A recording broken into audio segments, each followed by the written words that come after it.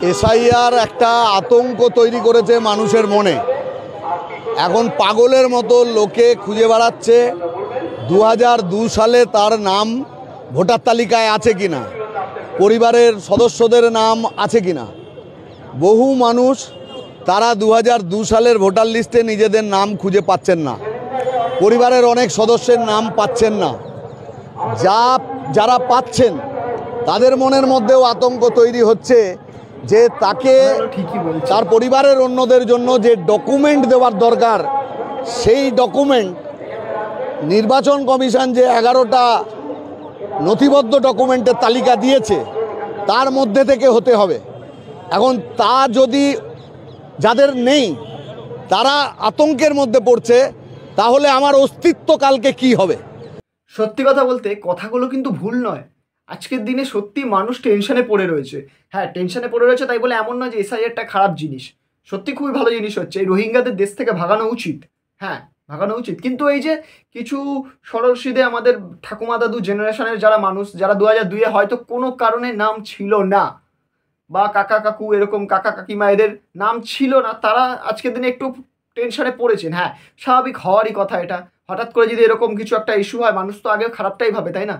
তো ভাবছে যদি এরকম হয় তাহলে হয়তো আমাদেরকেও চলে যেতে হবে দেশ ছেড়ে, এখানেই আমাদের সব ফ্যামিলি রয়েছে, তো আমরা কোথায় যাব, এই টেনশনেই হয়তো তারা রয়েছে। তো এই যে লোকটি কথাগুলো বলেন, কথাগুলি কিন্তু একটাও আমার মনে হলো না ভুল। এটা আমার মনে হলো না ভুল। হ্যাঁ, মানুষ সত্যি টেনশানে আছে। সোশ্যাল মিডিয়া আজকের দিনে যা ভিডিও দেখছি আমি, রিসেন্ট এসআইআরের এই ইস্যু হওয়ার পর থেকে মানুষ ভেঙে পড়েছে। অনেক মানুষ আছে ভেঙে পড়েছে টেনশানে, খাওয়া দাওয়া না খাওয়া বন্ধ করে দিয়েছে, সত্যি না খাওয়া বন্ধ করে দিয়েছে এই টেনশানে পড়ে।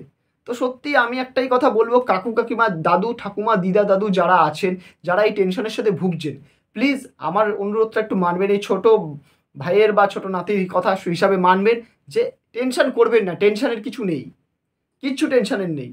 এটা জাস্ট রোহিঙ্গাদের উচ্ছেদ করা হচ্ছে, আপনাদের মতন দেশবাসীকে নয়। টেনশন করবেন না।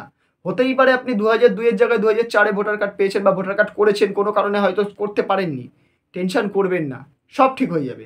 আমি বলছি, মনে করুন যে একটু হয়তো কোনো কিছু হয়েছে ডকুমেন্টসে, ঠিক হয়ে যাবে। রাজ্য আমাদের পাশে আছে, কেন্দ্র আমাদের পাশে আছে। হ্যাঁ, এবার তোমরা বলবে রাজ্য কোথায় পাশে আছে। আমি বলছি রাজ্যও পাশে আছে, কেন্দ্রও পাশে আছে। কে পাশে থাকবে সেটা তার ব্যাপার, সে বুঝে নেবে না। সব জায়গায় তো সবাই ভালো থাকে না। তো সেটাই হচ্ছে কথা। আমাদের পাশে, আমরা রাজ্যতে আছি, রাজ্যও হয়তো আমাদের খারাপ চাইবে না, ওই জন্যই বললাম পাশে আছে। রাজ্য আমাদের পাশে আছে, আমাদের খারাপ চাইবে না আশা করি। কেন্দ্রও আমাদের পাশে আছে, আমাদের খারাপ চাইবে না। এটা রোহিঙ্গাদের তাড়ানো হচ্ছে, আমাদের মতন আপনাদের মতন লোকদের নয়। তো আমি একটাই মন্তব্য দেবো, একটু টেনশন ফ্রি থাকুন, মাইন্ডটাকে ফ্রেশ রাখুন, সব ঠিক হয়ে যাবে। ধৈর্য ধরুন, জাস্ট ধৈর্য ধরুন। হ্যাঁ, যাই হোক, আমি এর থেকে আর বেশি কিছু বলতে পারছি না। আর কত বলবো আমি। চারপাশে এই কাকু কাকিমা জেঠু জেঠিমা ঠাকুমা দাদুদের এই সিচুয়েশনগুলো দেখে সত্যি আমার খুবই খারাপ লাগছে। তো তোমাদের কি মনে হয়? তোমাদের আশেপাশে কি তোমরা এইসব দেখছো যে কান্নায় ভেঙে পড়ছেন, কষ্টে রয়েছেন বয়স্ক মহিলা, বয়স্ক কাকু জেঠু দাদুরা? যদি থাকে তাদেরকে তোমরা একটু আশ্বাস দাও যে কিছু হয়নি, সব ঠিক হয়ে যাবে। তো তোমরা জানাতে ভুলো না তোমাদের কি মতামত। তোমরা কি দেখছো তোমাদের আশেপাশে এরকম জিনিস ঘটতে? তাহলে আমাকে কমেন্টে জানাও। আর ভিডিওটা বেশি বেশি করে শেয়ার করো, যাতে প্রত্যেকটা টেনশানে থাকা, চিন্তায় থাকা এই দাদু ঠাকুমা কাকা কাকু কাকিমা এদের কাছে এই ভিডিওটা পৌঁছে যায়, তারা একটু রিলিফ পায় কথাটাগুলো শুনে আমার। তো দেখা হচ্ছে পরের ভিডিওতে। ভিডিওটা ভালো লাগে একটা লাইক করে দাও, কমেন্টে তোমাদের মতামত জানাও, তোমাদের আশেপাশে এরকম কিছু ঘটছে কিনা।